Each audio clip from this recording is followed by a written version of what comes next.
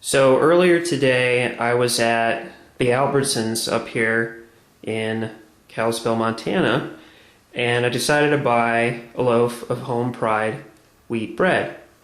And to my surprise, this bread was $3.99 for the loaf, which I found just startling. And I wasn't going to buy it, and then I said to myself, you know what?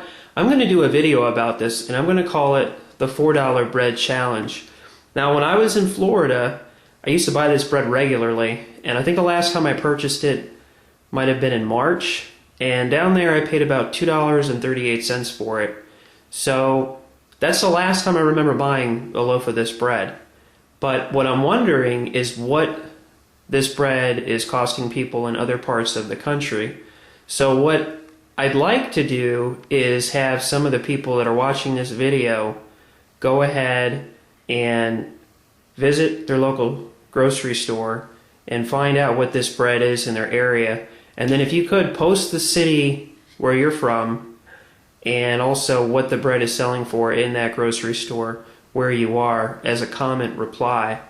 I don't know if it's just an isolated thing, which I really don't think that it is, because there were other loaves of bread which were beyond the quality beyond what Albertsons has of their own store brand, and there was a few other loaves, different types, that were like wheat or whole wheat, that were around the same price of $3.99, $3.75, and in that neighborhood. So, but obviously, everything the government is doing in regards to expanding the money supply is really starting to hit the everyday consumer, because I never ever remember bread being this high. It just wasn't in my lifetime.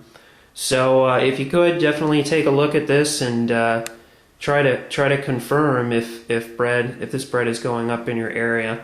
But it's likely that we're just going to keep seeing this inflation in food prices.